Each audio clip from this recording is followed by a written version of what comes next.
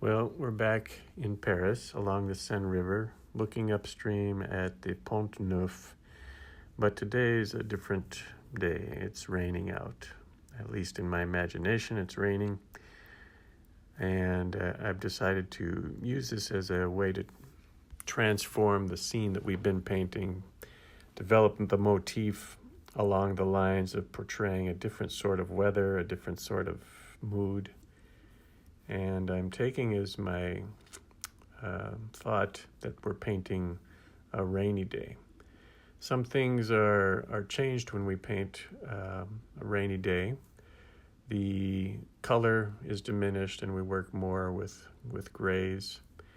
Edges become a contributing factor, and you'll see that I'm working throughout the painting to achieve a variety of edges, a lot of soft edges, a lot of broken edges, that help to convey this feeling of mood. I've established now with a bit of ultramarine blue and burnt sienna this shape of the city, bridge Pont Neuf, something of the far shore, and now I'm building up. It looks like just a wild variety of strokes to create the foreground. But what I'm striving for here is to leave some of the whites of the paper as though there's a sheen on the surface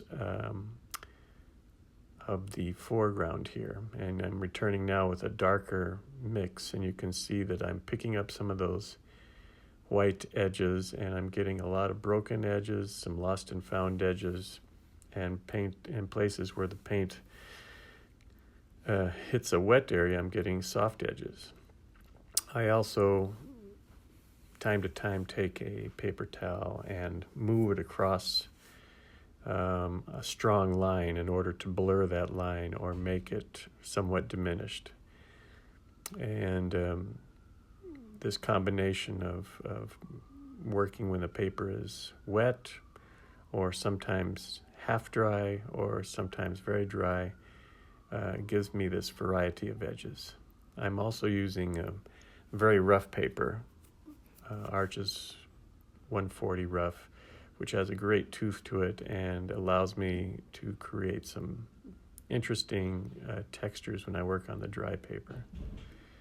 So I'm building up the gray and trying to get a sort of a unity in shape between the bridge and its reflection, and focusing on these two archways and their reflections as sort of setting the stage.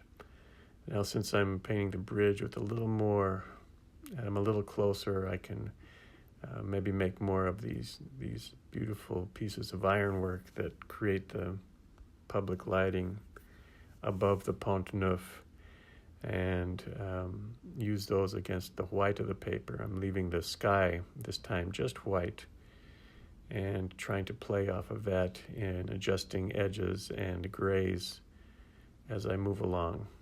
So look at it, it's rather chaotic, but this contributes to the feeling of a sort of a wet, damp day. We use a few hard edges, a few dry brush strokes, but a lot of our edges are broken or sort of half there, or they're dissolved completely. And this gives us a final impression of being a rainy day. The gray that you see moving through the midground is create the sort of shape that I was hoping for, with some feeling of reflections of the archways. The light is actually coming from behind the bridge and towards us. So this bridge is half dry. By half dry, I mean parts of it are dry, parts of it are wet, and what I'm doing now is creating the relief work and some of the detail on the bridge, but it's going to fade quite a bit, and it's going to just give the faintest of impressions. I don't want to take too much attention away from the foreground and area where my figures are going to be walking, but I do want to, at this moment when the paper is half dry, place some very loose strokes to indicate the texture, that the relief work in the bridge. And I've left quite a few whites, and these are important whites because these lines that you see running through the background, they give us a feeling of the far shore, or they give us a feeling of reflections, or they give us a feeling of a shimmering quality. I'm realizing now I've got to put in some figures. I've got to start putting in figures just to balance the other components. These figures that I'm placing now are not major figures, but they do give a feeling of scale, and I'm painting them, you notice, as silhouettes. There's no effort made to paint any sort of clothing. They're basically blocks with legs.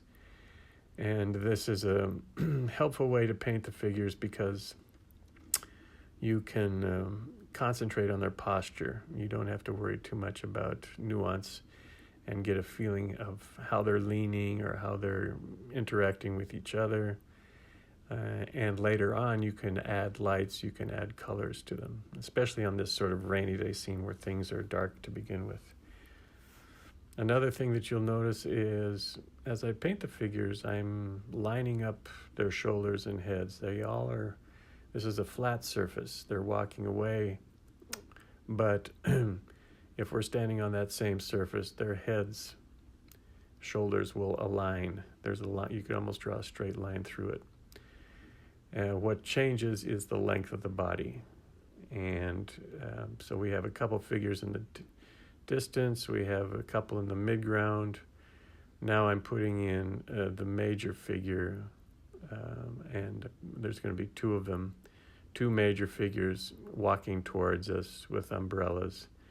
Even their heads are going to line up with those that are in the distance, but their legs will come forward, come lower in the picture plane, thus giving us a feeling of depth.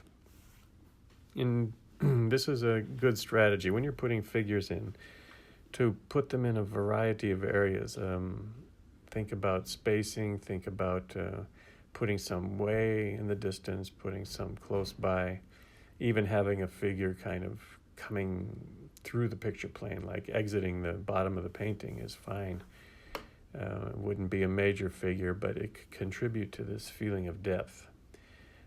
For this painting, this is going to be the amount of figures that I'm placing, and I'm again working with edges. I want to see some edge of the umbrella.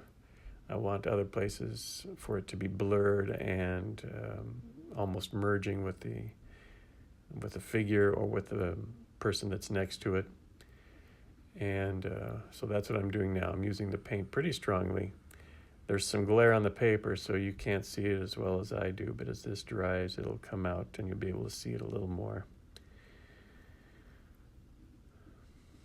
And I'm working, the background is basically finished, so I'm comfortable just working this area until I feel I'm getting what I want. You see, in a moment I've added reflections. I'm cutting through those reflections with a little paper towel. This helps to break it up and make it feel like there's some glare and shine to the surface.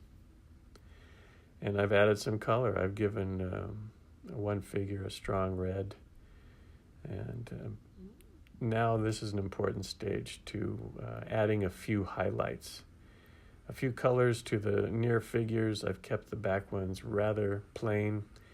I'm using white paint to regain some of the highlights that I painted out and lost.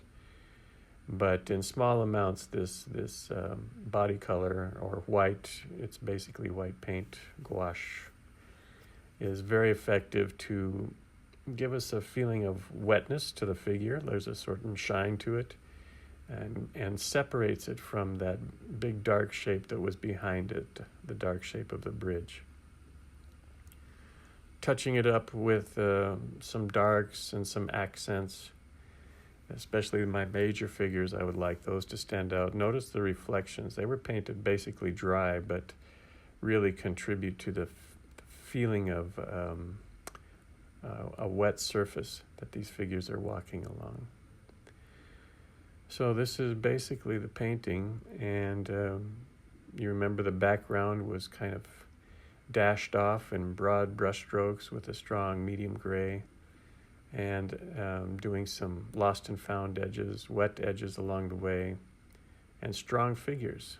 Give us a rainy day in Paris.